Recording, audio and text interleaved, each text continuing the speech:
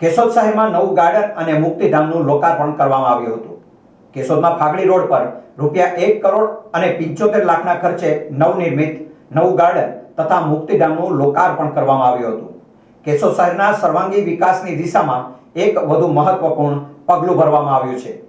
કેશોદમાં ફાગડી road પર આવેલ નવનિર્મિત મુક્તિધામ તેમજ ગ્રીન સ્પેસ પાર્ક ડેવલપમેન્ટના કામનો ભવ્ય લોકાર્પણ કાર્યક્રમ યોજાયો હતો। ગુજરાત સરકારની અમૃત 2 યોજના હેઠળ ₹1 કરોડ અને 75 લાખના ખર્ચે આ ગ્રીન સ્પેસ તથા પાર્ક ડેવલપમેન્ટ તેમજ મુક્તિધામનું કાર્ય પૂર્ણ કરવામાં આવ્યું હતું। શહેરના નાગરિકોને સુખાકારી, સ્વચ્છતા અને શાંતિપૂર્ણ વાતાવરણ મળી રહે તે હેતુથી આ વિકાસ કાર્ય હાથ ધરવામાં આવ્યું હતું। લોકાર્પણ કાર્યક્રમમાં કેશોદના ધારાસભ્ય દેવાભાઈ માલમ તથા કેશોદ નગરપાલિકા પ્રમુખ મેહુલભાઈ ગોંડલિયાની વિશેષ ઉપસ્થિતિ રહી હતી। આ ઉપરાંત નગરપાલિકાના સભ્યો, રાજકીય આગેવાનો, અધિકારીઓ તેમજ મોટી સંખ્યામાં શહેરના નાગરિકો અને ગ્રામજનોની ઉપસ્થિતિ હતી।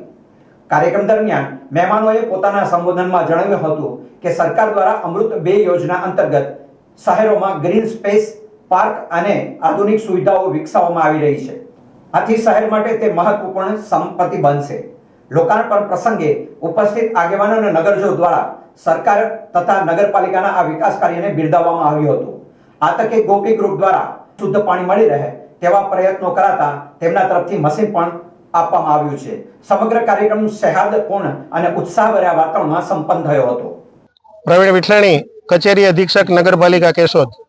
આજરોજ પૂર્વ તરફના વિસ્તારની અંદર એક હિન્દુ સ્મશાન, મુક્તિધામ અને સાથે સાથે ગાર્ડન એમનું લોકાર્પણ આપણા વિસ્તારના માનનીય ધારાસભ્ય શ્રી દેવાભાઈ માલમ સાહેબ, અમારી માતૃ સંસ્થા કેશોદ નગરપાલિકા એમના પ્રમુખ શ્રી મેહુલભાઈ ગોંડલિયા, સંગઠનના સર્વે હોદ્દેદારો, અમારી કેશોદ નગરપાલિકાના સાથી સદસ્યશ્રીઓ, કેશોદ નગરપાલિકા કર્મચારીગણ તેમજ પૂર્વ તરફ વસતા લોકો એમની હાજરીમાં આજરોજ સંપન્ન કરવામાં આવ્યું।